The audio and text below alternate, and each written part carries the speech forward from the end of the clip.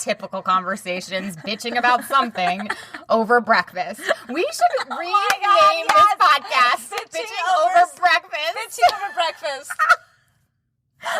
Exactly. We are literally doing a disservice. That's exactly what this podcast needs to be called. Because it's like literally what we do. It is what we do. Bitch over breakfast. 100% what we do. And then we spend the rest of the day, like, trying to figure out how to, like, either deal with, fix, or, like, continue to evolve through what we were bitching about at breakfast. Pretty much. Pretty much. Hey everyone, I'm Thais Sky. Welcome to Reclaim, a podcast for women by women on conversations that matter.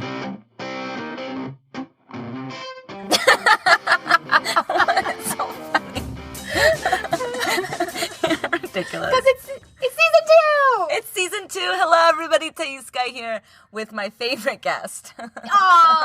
You're my favorite guest. Lindsey Rae! I'm here in the closet! Wow, you are awake this morning. Had my lines made. Actually, I'm not really awake. So you're compensating. I'm overcompensating. Okay, so you're going to crash in like an hour. I'm going to crash probably in like 15 minutes. But no, I'm going to keep it together because this is exciting. I believe in you, Linz. It's season 2. It's season 2. So season 1, there were 33 episodes. I like that. And they were... Isn't that like Jesus number material? Oh, yeah. 33, I right? literally didn't even think about that. Yeah. It was beautiful. It was amazing. This podcast is so life-affirming to me. It gives me so much life. And there's nothing that I love more than coming to Lindsey's closet and having a chance to bring her into the podcast. So much so that we may do a live show Dun, dun, dun. a little bit later this year here in LA, which I think will be so much fun. Yeah. So we're in season 2, and the guests that we have this season is superb. And I know I'm biased, but I'm very picky about my guests, and I really do a thorough job of like making sure that the interview is like exactly what I want it for all of you before I air it. So thank you all for being with me on this wild ride. If this podcast has touched you in any way, please, please, please think about leaving a review on iTunes. It's all algorithm stuff. Like the more you leave reviews, the more this podcast gets seen by other people, and that stuff matters. So if I matter at all to you, okay? If you care at all about my feelings, just leave a review. I was the very first person You to were the review. first person. Yes. It was very sweet.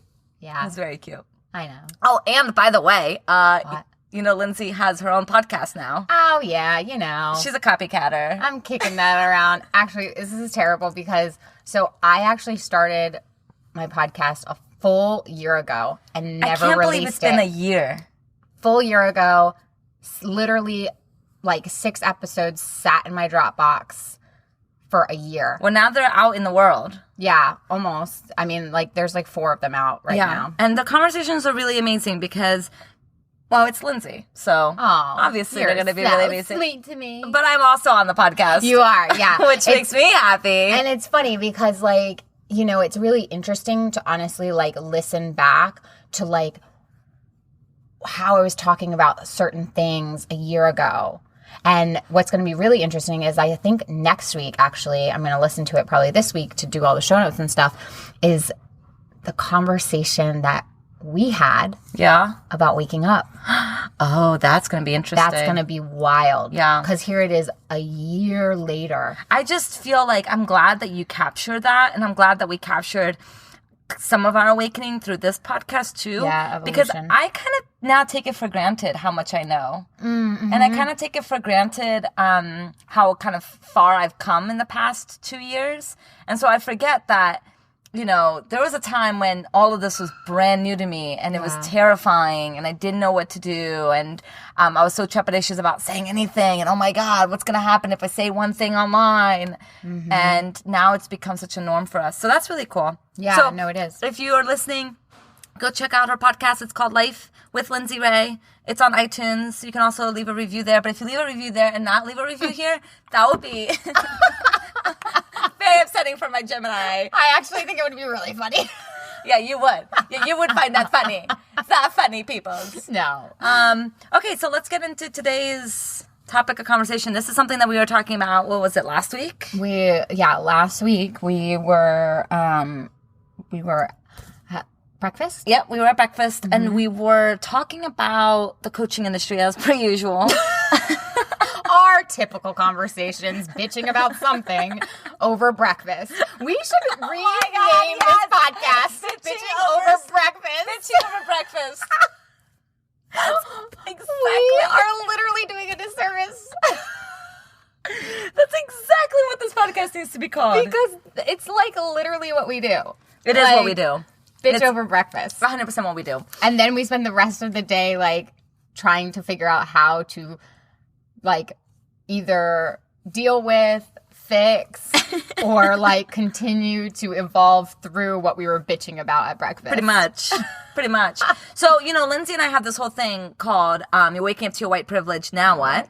And we decided that we're not going to do that for this episode. This episode, we want to talk about the reverence that I think in many cases are missing in the entrepreneurial space, in the self-development space. It's in life. In life. In life in general. It's like this idea that everyone is an expert and you can easily become an expert. But not only everyone's an expert.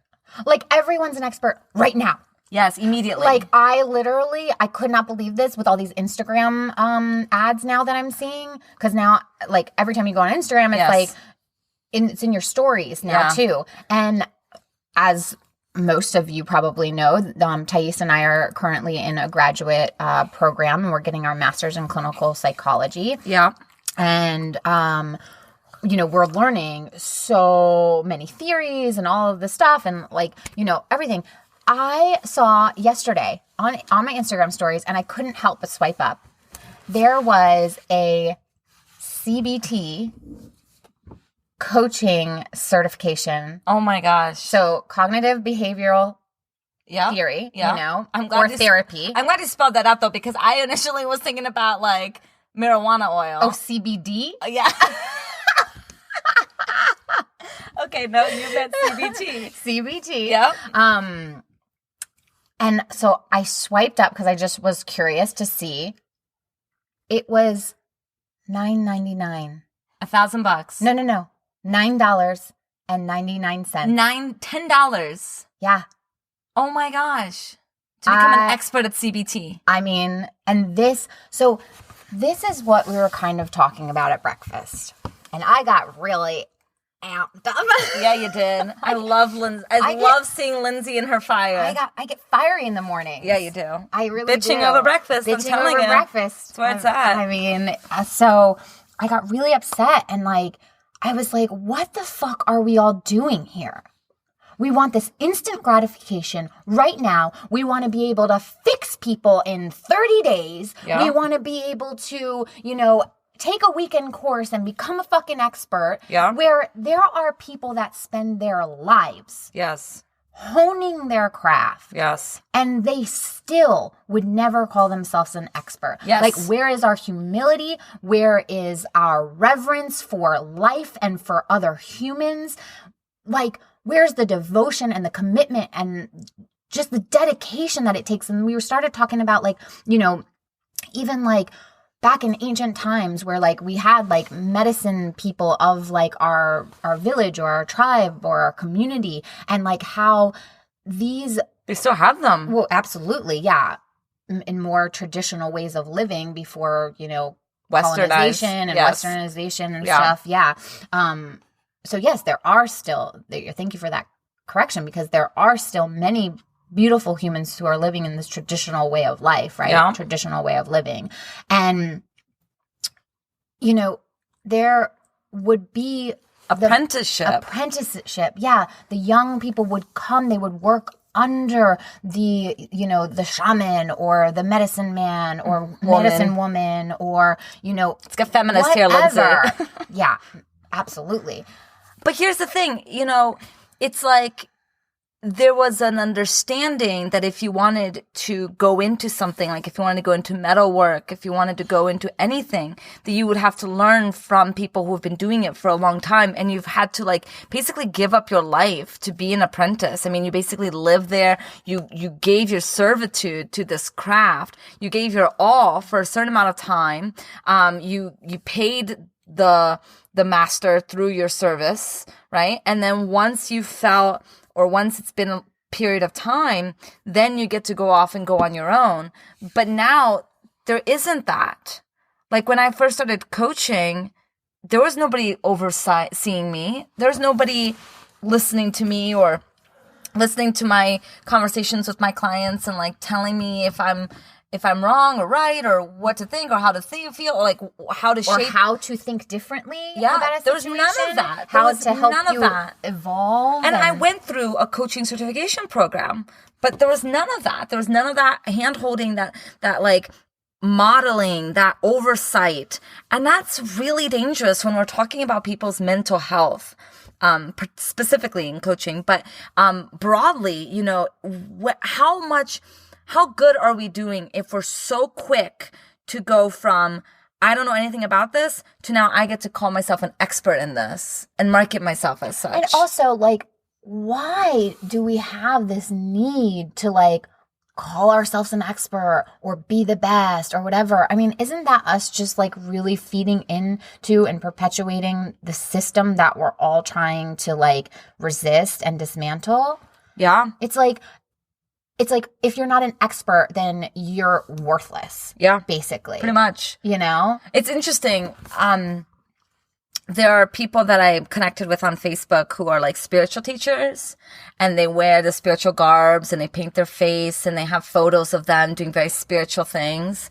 And they kind of like sell and promote that they're, you know, these spiritual teachers. But in my short, tiny little lived experience, true spiritual teachers don't do that. Mm-hmm. They don't need to put on those garbs and put on the face paint and put on Indian feathers to call themselves spiritual. And are we talking about white people who are doing this? Yes. Okay, I just want to be clear. Yes, yeah. White spiritual women. Because and it's yeah. And I used to have such jealousy around this. Like, oh my God, they're so spiritual and evolved. I wish I was like that. And now, honestly, Linz, I see it as a form of immaturity. Not only that, like a deep egoic immaturity that you feel like you have to wear your teachings in that way in order to be seen as something. Whereas the spiritual teachers that have been doing this for 30, 40, 50 years, the people who are teaching this in a really grounded way, they have no desire to do any of that. Well, they don't feel the need. I mean, what is it? It's really spiritual performance. It is. You know, it's like, and it's also terribly appropriating. Well, of course. You know, and I mean, I know, like, it's funny because, you know, Thais and I had this conversation where we were like, okay, we're not going to do a waking up to your white privilege now what segment. Like, we're going to do something else. And like, you know, and I was like, oh, okay, so we're going to try to like not talk about like, well, it's just funny because it's like impossible. You can't. It's impossible because white supremacy is embedded in every single thing. And like, that's what we realized, right? The conversation like evolved to be like, okay, well, yeah, we're not going to like label the segment like that. However, it's like, once you wake up and see this, you can't not see it, and you can't escape it. You can't escape it. It's everywhere. Yeah. It is literally the air we breathe. It's the same colonizer mindset of, I'm entitled to take whatever it is that I want. So like, I'm entitled to call myself whatever I want. And if I just boast it enough and have enough confidence, then I can do whatever I want. Yeah. Like, there are no rules in the coaching industry. So therefore I can do whatever the fuck I want. And I'm not held liable to anybody. Absolutely. Oh, and if you try to give me feedback of any of it, then you're just not in alignment with my truth, and you're negative vibing. And you're just not spiritually evolved, right? Obviously. What did you call it? You had a beautiful name for it. Spiritual splaining. Oh my gosh. You mean she white woman spiritually splained you? Spiritual splained you? Right. But like diminishing your feedback by saying, oh, you're just not in alignment, or you're negative vibing, or like, but this is my truth and I get to do whatever the fuck I want because I'm making $1 million. So since I'm making $1 million, then I can do whatever the fuck I want. And if you have anything to say about it, that's your fucking problem. I literally seen people's Facebook posts that said that. And I'm just like, my mind hurts and my heart breaks because the audacity, the lack of humility. Like, you're supposed to be in service to people's mental health. And the lack of attunement with humanity. This is really bitching over breakfast. Listen, it's 9:30. I mean, or 10, almost 10 a.m. Yeah. This is what we do. This is it. It hurts my heart. However, I think it's like, it's not just like, bitching, right? Because these are big topics. These are important topics. And I think that it's important to be having these conversations. Totally. And just like, we realize like, hey, if we try not to talk about what we always talk about, that would be us exercising our privilege. Absolutely. And that is something that we're committed to trying not to do. Right. We just have to, I guess what I think Lindsey and I just keep coming back to for our own practice in our own lives is, how are we trying to get to the quick fix and trying to appear bigger than we are in an effort to bypass the reality of the matter, which is if we're taking care of people's mental health, we have to do the work behind that.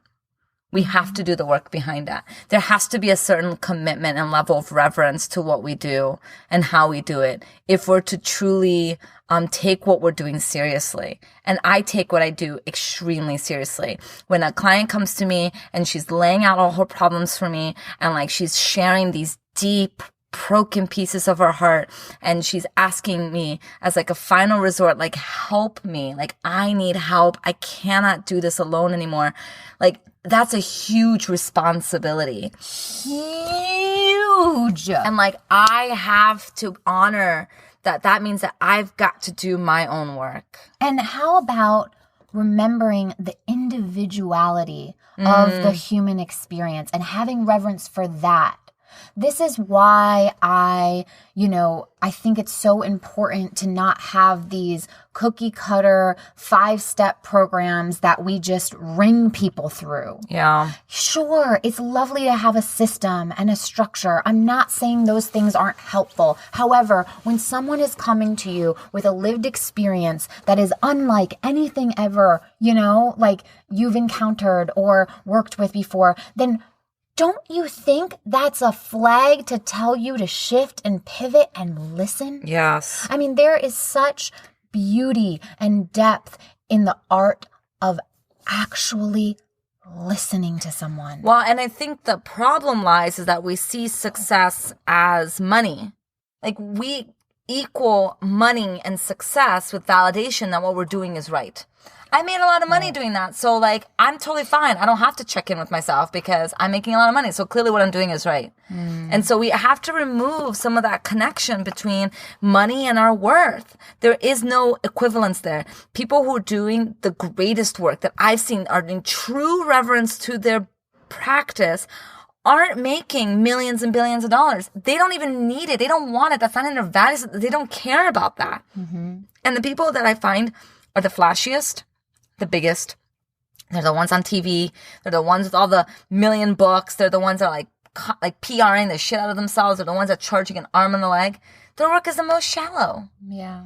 Because they care more about how they're being seen in the world than actually deepening their work. Absolutely. And if you haven't listened to the episode in season 1 called Money, Money, Money. Oh, yeah. It's really good. You should totally go back and listen to that. I sing in that podcast episode. So ridiculous. And that's why it's amazing. But we talked a lot about that, We right? did. And it's also interesting. So I'm like shamelessly plugging now my podcast. Do it. Unapologetically. I'm like, oh, this is weird. I'm not used to this. Own that shit. So I just released an episode with my friend Juliet. It's episode 4, I believe. And we talk about our experience last year going to a Tony Robbins event. And the event was called Unleash the Power Within. And I titled the podcast Unleash the Patriarchal Power Within. I think it's such a brilliant title. I mean, I was like so proud of myself. I bet you were. But what I've come to realize, that experience for so many people, like I'm talking like 9,000 other people are in that stadium. Yeah. It is the deepest surface level work you can do. Yeah. And listen to that. It's the deepest surface level work you can do. And I think that's what's happening is like we're glorifying the surface level work. We're glorifying shallowness. Because it's easier. It's done on a deep level, right? The surface shallow work is done on a deep level, right? Yeah. Because we paint it and perform as if it's so this deep. Spiritual, like, you know, it's just really interesting, right? Yes. Yes, it is very interesting. I took a class last quarter called Feminist Theory in Psychotherapy with my favorite professor. You love him so much. Theo, if you're listening to this, I love you so much. He will probably never listen to this. Yesterday, we had our first day of class for our second quarter. And I love Theo. We were walking through the hallway and I go, oh my gosh, look how small that class is. That's amazing. I love it. And like, Thais looked through the window. She goes, oh my God, Theo.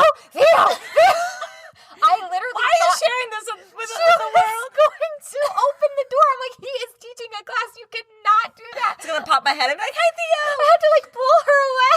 What's actually really interesting that people are like, wait, you have a male professor teaching them theory. Like, that's interesting. So interesting, right? That was like our first thing about it. Yeah, like, how is this going to go? Whoa. If there's anyone who can model what it can look like to be a oppressor teaching about marginalization, it was Theo. Like, the way that he did it, like, it was brilliant. Like, he didn't take up space at all.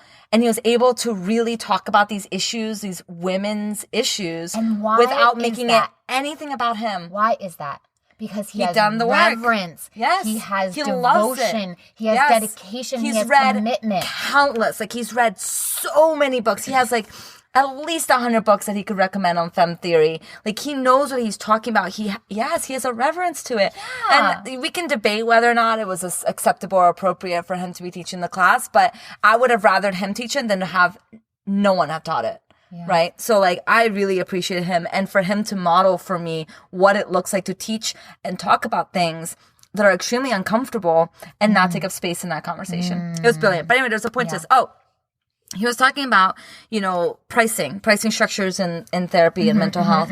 And he was, he basically said, if you're charging a lot of money, if you're coming into this industry and you're charging a lot of money, you're capitalizing on people's mental health. Absolutely. And you need to really sit with that and think about that. Yeah. And I mean, I get that therapy is more regulated and even more deeper into quote unquote mental health than coaching. But can we talk for a second about how coaching is mental health and Absolutely. How having a coaching program that talks about trauma, because that's like the cool word now. It's trauma. Everything's trauma. Everything, yeah. So like, if you're having a coaching program that's talking about trauma and you're charging like $5,000 for it, like you're capitalizing on people's pain. It hurts. It hurts. It literally hurts to have like this dialogue. Because it's so painful to see what we're doing to each other. And Thais and I understand, like, we are in a capitalist culture. In a lot of ways, there's no escaping that. And we have to make money. Right. And there's no shame in needing to make money, wanting to sustain yourself, and wanting to do good in the world. But it's just like, at what cost to your own, Where's the reverence? Yeah. Where's the reverence to something that's not you? I remember, because, I would go see Krishna Das every year at Yogaville. And he teaches Bhakti Yoga, which is the yoga of devotion, a yoga of service. And he would talk all the time about how spirituality is learning how to make things not be about you anymore. Like, that you're on the right path as you're in your spiritual practices when you're stopping so obsessive about yourself. He goes, everything about our lives is about me, me, me, me, me, me, me, me. Everything. It's me, me, me. Is this, how do I look? What does this look like for me? How do I benefit? What is this, me, me, me. And he goes, the point of spiritual practice in his perspective is to not make it be about you anymore. Yeah. To genuinely be in service to others. And I think this is an interesting, this is a thought that just popped up into my head as I'm listening to you say this, because then what I'm hearing kind of in my head that people are going to be thinking about, but what about self-care? What about self-care? What about this and that, whatever? This is another place that we have gone into the quote unquote deepest surface level form of it. It's self-care has become performative. Yes. We scroll through Instagram, we see the bubble baths full of crystals and flowers and all these things, and those things are beautiful and they're creative, and that's an expression of self, right?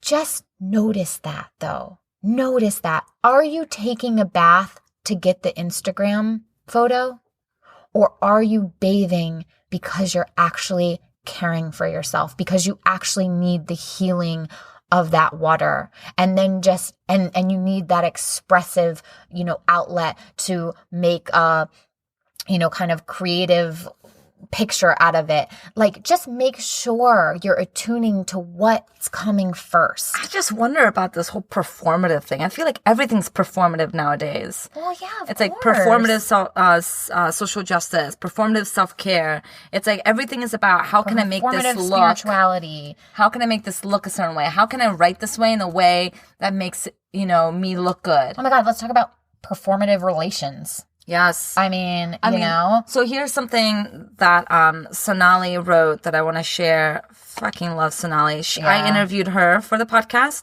She's brilliant. I forget what episode she was on, but she was in season 1. And she wrote this. She goes, "Dear white entrepreneurs, reaching out with partnership opportunities." And here's, oh my gosh. "You can't be quietly inclusive unless you are loudly anti-racist.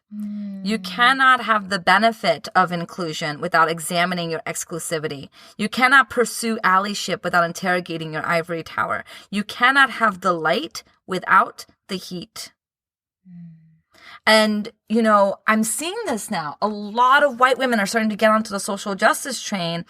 And so they're writing these amazing posts, but there's no work to back that up. It's like you're waking up to your white privilege, and then you want to talk about it. You want to make sure that you're on the right side. You want to make sure that you're, being seen in a cool way. So you start to call out other people, saying, "Oh, look, that's white privilege. That's bad," without ever actually atoning your own shit. Well, here's the thing about the integration piece, right? And I feel like you can spot and you can see and you can tell when someone isn't integrating. And I think that's what's happening. There's performing over integration. Yes. It's almost coming from, I feel like, a sense of our worthiness wound. I'm so inadequate, I'm so broken that I can't even deal with it. So I'd rather put on this big facade than to actually examine my own wounding. I'm human. So there's going to be that part of me, that need, that want, that desire to just let me make it look right. Yeah. Yeah. Right? Yeah. And wanting to prove that I'm doing the integration work, because the integration work, it's not performative. So people don't see it right away. Yeah. It's very nuanced. It's subtle, but then it's ingrained, and then there's no escaping it. But it takes time. I think that's the point right there, is that performative social justice and performative or anything, it's still about you versus where the care actually needs to be. And it's using people. And where's the reverence in that? Yeah. It's like we're not learning from history. Because none of this is new, and yet we act as if this is all new because none of us are actually paying attention in history. I would have loved, what did we learn? What books did we read in English class? Why didn't we talk about race, class, or gender? We just listened to a bunch of white men complaining about their experiences. I mean, Yeah, that's Like, what where the school was- system is. Where was any actual information about anything of actual relevance and importance? But of course, the education system wants to keep the system in place. Absolutely. The education It's all system set up. is a part of the system. Absolutely. This is why I think I've talked about this before, but I'm still devastated about, like, I'm devastated, like, on a soul level. Like, I'm going to have to do, like, EMDR trauma work Right. here. The fact that when I moved to this country, speaking a language fluently, Yeah. I went to school, I learned English, that's fine. But then no one said to me, keep your Portuguese. Yeah. And so when I entered into whatever grade, 6th grade, and I had to choose a language course, there was no alternative besides Spanish or French or Latin. Like, why wasn't there a class for, because I went to a school that was, where white people were the minority. So, like, there was a lot of Black and Latino students. And there was not a single class that's like, you've come here learning another language. Like, we're going to put you in this class and we're going to support you in finessing that language. There's no conversation of, you know Portuguese. Do not let that go. Like, let me create a system to support you. No, I learned fucking French. It's devastating. Je parle un peu français. I mean, I speak it now, you Je know. ne sais pas. I know how to say my name is Thais in French. Yeah. Woo-hoo! Yeah. I feel so good about myself now. But, like, I lost my language. I mean, I can speak Portuguese, but it's devastating. Different. It's different. Devastating. Absolutely. That our education system is doing this to people. It 100% is, you know, because you're basically stripping a human of themselves, of their identity. Yes, you are. Because language is how we perceive the world. And if you take away someone's language, you're basically taking away their identity, their way of understanding themselves. You're taking away their culture. You're taking away something that's so pure and ingrained and a part of who they are. You know, it's interesting because I have these types of conversations with all my friends. And this is most of my something- friends are white. You know, this is something that I see Lindsey doing. I remember when she was waking up, because I was waking up to my whiteness a few months ahead of Prior, Lindsey. yeah. And I remember when she was starting to wake up, and it was like the 3rd day. I mean, like, it was like day 2 of you understanding what white privilege means. And you text me and goes, so I've been, like, texting all of my white friends and telling them all about this. Yep. And I was like, that's something. I mean, that's just who I am. Like, I you can't help myself. barely understood what you were getting yourself into. I knew and you were texting it was important. all of your white friends, being like, we gotta talk about this. Because you know when you feel something in your bones? I just felt it in my bones. I knew. And, like, even though I didn't have the capacity to understand it fully, it's like there was an inner knowing. But this is what I'm saying that's so brilliant about you, Lindsey, is that you were doing that versus posting on Facebook. Oh, well, yeah. Because About- I'm not into, like, the performing very much. I mean, there's a part of me, I'm sure, like, there's a part of every human that, you know, does it. I'm in trying a to drag certain you out into more extent. performing, I know. And to I'm like, putting just yourself out there more. Leave me be. Why do you have a Malibu Barbie? I mean, this is the epitome of whiteness here. Look at that chick, blonde. Look at that waist. Have you seen Tiny Shoulders? Have you seen the documentary about Barbie? No. Tiny Shoulders? Oh my gosh, you have to watch it. She's got bigger shoulders now. No. Everyone has to go watch this documentary. It will make Thais put it in the show notes. It's on Netflix, I believe. It's called Tiny Shoulders, and it's a documentary about Barbie and the whole shit show that it is, and the evolution and what they're trying to do now, and, like, all these things. I mean, it's really, really fascinating. It's so good. So here's the thing about Why you have a Malibu Barbie so in your closet? I have a packaged Malibu Barbie. So Oh, is this what Brett got you? yeah. Oh, so when I was little, we moved around a lot. And in one of, you know, we drove, like, you know, there was no flying.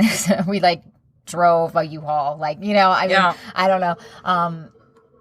So I had this Malibu Barbie, and I loved living in California. We lived in California when I was 5 for almost a year. And I had this Malibu Barbie and I loved her so much. And you lost her. Oh, yeah, you tossed her out the window. No. Your brother. My brother. So my little brother, who's 15 months younger than me, we must have gotten in a fight or something. You threw your Barbie out the window. And we were in the backseat of the car, and he took my Malibu Barbie and threw it out the window, and we were on the freeway. That's devastating. And I lost it. I sobbed. I was hysterical. Obviously, talk about trauma with a capital T. I mean, no, not at all. However, I was just like devastated, you know? 5 years old. And it was so sad. And like, obviously, you know, we couldn't stop the car. We're in the middle of the freeway, you know? So my brother has said to me on numerous occasions, like, oh, I'm so sorry that I did that. Well, you at know, least now that apologize. we're like in our 30s, right? And I had recently shared with my husband that this had happened, and you know, he remembered, and he went on eBay and he found me a Malibu Barbie from like so way back sweet. when, that's still packaged, and got it for me for Hanukkah. Beautiful gift. Yeah. Very sentimental. So that's why I have it. But go watch Tiny Shoulders because it is amazing. By the way, the reason why I'm having this conversation at all whatsoever is because Thais Carolina Cavalcante Guimarães, that's me. Mm-hmm. I'm all about performance. I mean, this is why we're having this conversation right now. Because talk about it a lot behind the scenes. Love my cookies. Mm-hmm. I love appearing a certain way. I love having my life on Instagram look one way. At least I used to. I've moved from that a lot. Yeah. I used to charge the $1 million. I mean, I'm very open about it. I talk about it on Lindsay's podcast. If you want to know that story, it's episode 2. I talk about it on Reclaim. Like, I'm very open that this was 100,000,000% me. This is the only way I know that I need to talk about this, because if I can move from having such a deep worthiness wound that made me put this huge, grandiose perception of myself as an attempt to have confidence in my work, if I can move through that and I can be into a space where I'm constantly doing the work of noticing myself, wanting to perform, checking in, slowing down, backing up, and recommitting again and again and again to reverence to what we're doing, then so can anybody. Yeah. I mean, and here's the thing, like, blame it on my Leo. Like, you're Leo. It's okay. My Aquarius rising's got you. I'm so grateful for you. I'm so grateful for you. I really am. We say this all the time. It's like we always have these little love fests. Like, we're just love language. It's seriously like we're always just reminding each other of how grateful we are to walk through life at this time with each other in the way we do. Mm-hmm. That's the key, in the way we do. We are really so open. We really honor each other's experience, and we don't drop each other, which I think is really important. We don't drop each other. Like yesterday, we don't turn away. You didn't drop me yesterday. From our humanity. So and that was huge. So I've been going through a lot of therapy for... Thais is finally coming over to my side of the world. Been doing a lot of therapy the past few weeks. I'm so proud of you. Thank you. So proud. Dealing with some stuff that I'm not quite comfortable sharing yet, but because it's not just about me, but... some things that happened in my past that are reappearing and are affecting me and some people in my life. And so I was sharing that with Lindsay yesterday, and I used the T word to explain what was going on, the T word being trauma, right? So I shared that, like, my experience, and I called it trauma, and that activated something in Lindsay, based on her past experience. I know we're vague booking right now. You all can deal with it. Yeah, you'll be fine. You guys know, you all know, not you guys, because there are, I'm sure, guys that are maybe listening, but there probably are not. Yeah, except for you, Theo. I love you, Theo. Oh my god, you're so funny. I want to email this to him. It's gonna be great. You all know plenty about our lives. And so it activated something in Lindsey. And so she shared it, but she shared it from the perspective of, I remember you talking about this with another friend of ours, and I just felt like that may have been insensitive to her. And as I was hearing Lindsey talk about it, I became viscerally aware that she actually wasn't talking about our friend at all. She was talking about herself and couldn't quite name it. And like, I was feeling activated. I was feeling all sorts of things too. Like, wait, but what about my lived experience of having this pain? Like, just because it may not have been to the extent that it was for you or for our friend doesn't mean that it didn't happen for me. And so I showed up in that and I named that. And I was just able to say, you know what? Like, I am hearing you and I'm having some difficulties hearing you, as well as coming together with my lived experience. And then I don't remember what you said, but your response was basically like, I just feel, I'm feeling a lot of things right now. Yeah. And I'm not trying to dismiss your experience, but I'm trying to tell you that there's a nuance that I'm picking up on, that is, intent versus impact, exactly. right? And my impact is, and I was really able to recognize, like, you know, Lindsey, what I'm hearing is that when I use the T word around this experience, it hurts you. And I'm going to be more sensitive to that. And I'm going to be aware of that. And that's how we don't drop each other, is we're able to listen to what that person has to say, but like listen beyond just the words that they're saying and really hear them. Hear that what most people want at any given moment is connection, is being seen, is being witnessed, and being able to drop beyond the words and say, I'm here for you. And I can handle your mess. I can handle all of who you are. And it's going to be uncomfortable for me. It's going to be uncomfortable for you. But this is what it means to have reverence for other humans. Yeah. And like, I literally could start crying like right now about this all, because it's very fresh and it's very deep. And like, you know, our whole like articulation around it was like, this is messy, this is uncomfortable. Like, we were using those words and we were just being so honest, and it's such a gift. It's such a gift that we can give other humans when we can listen and when we can hear and when we can take our pain and put it down for just a second. Yeah. So that we can acknowledge, validate, and just see and witness another person's pain to its full extent. And that, like, you gave me that gift yesterday when I didn't even fully recognize that that's what I needed. Yeah. Because my coping skills are to take care of others first before myself. And so my way of navigating the experience was to tell you, hey, we should be careful because our other friend, you know, this happened. And like, and when it was, I was using her as my kind of scapegoat. Yeah. Because it was too painful for me to say, this is hurting me. Yeah. And you didn't drop me. Yeah. Like, that's why reverence and dedication for humanity is so fucking important. We can't be dropping each other. And us as white women, we've dropped our Black friends, our Black sisters, our indigenous sisters, people of color in general. Like, we've dropped them. And we've dropped them out of our own discomfort and inability to be with that uncomfortableness. Yeah. And now it's time for us to undo. It's not. It's time for us to undo that. So that we can be here for each other. So we don't turn away from each other. We don't turn away from our humanity. I'm seeing spirituality be an excuse as a way for us to turn away from what is here. And we have to use our spiritual tools to bring us to here. Yes. Not to turn away. Yes. But to stand in the fire.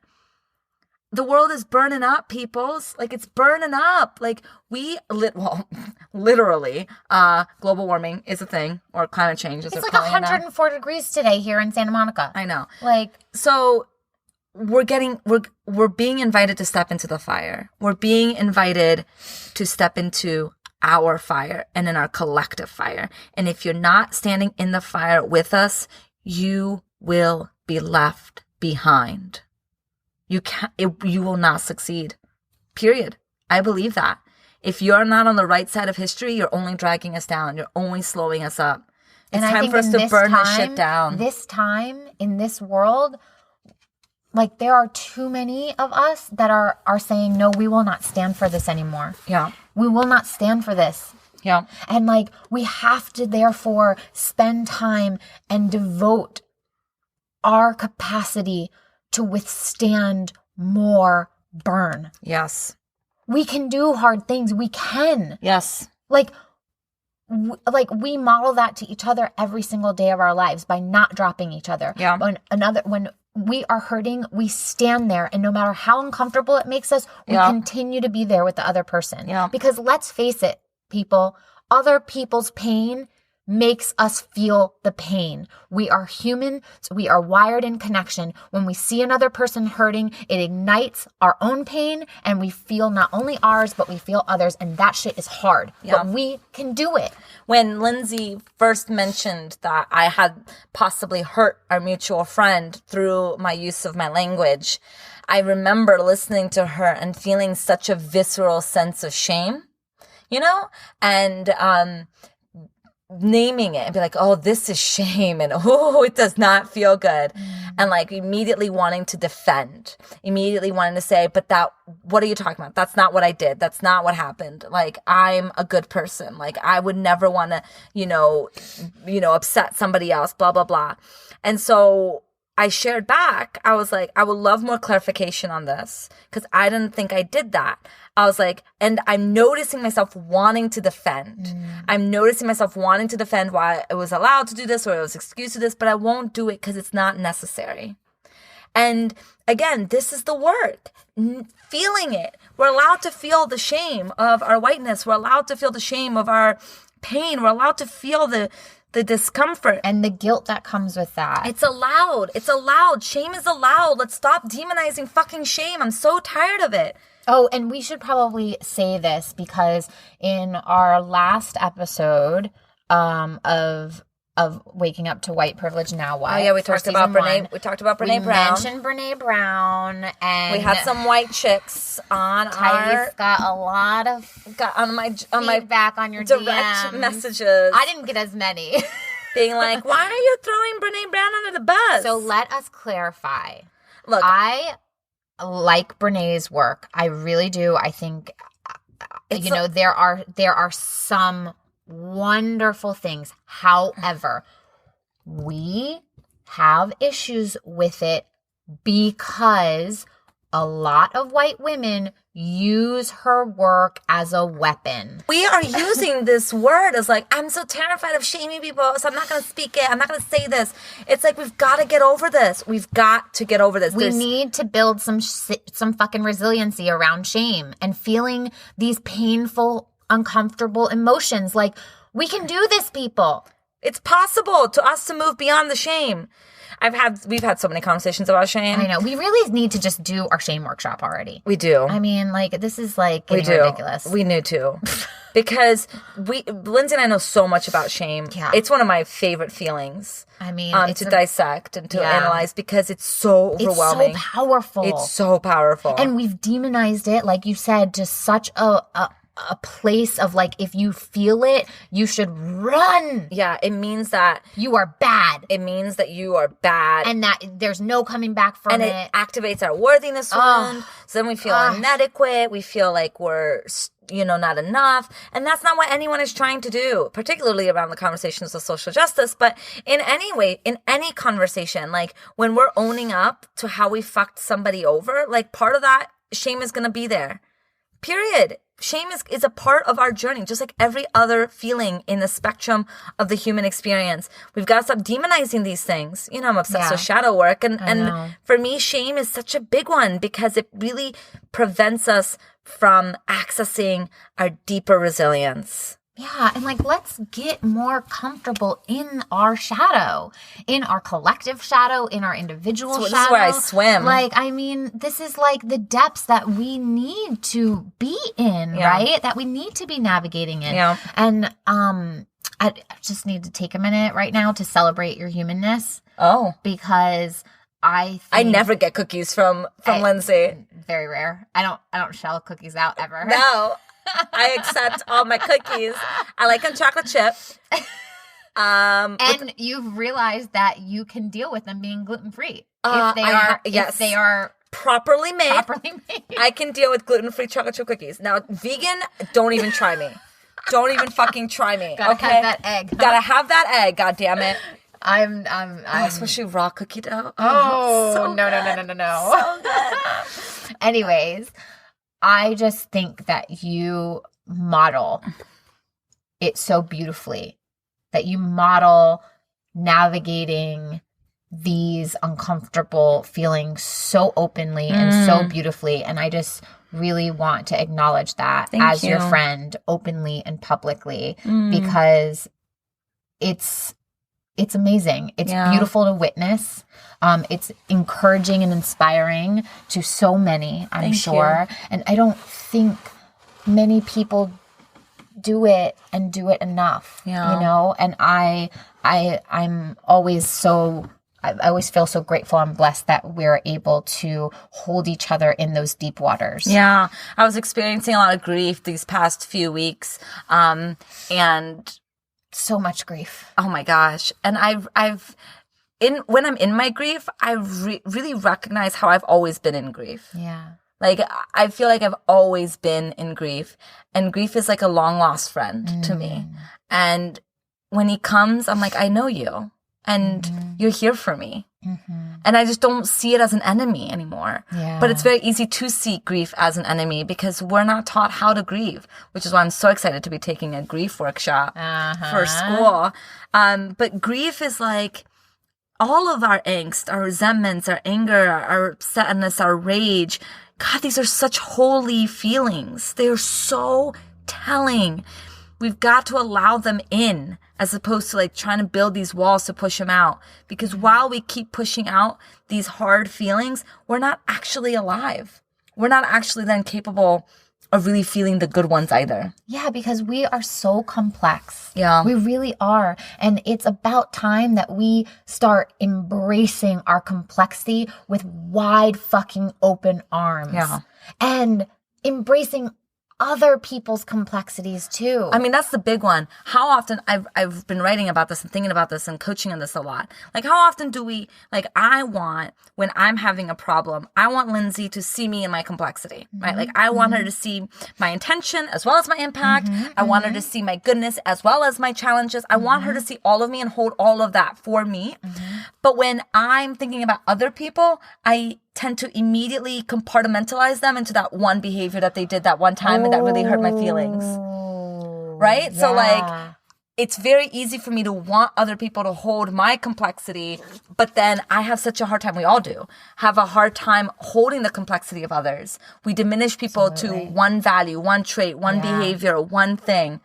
And that robs them of their freedom, of their autonomy, of them showing up in a different way than we anticipated. And that's just like that.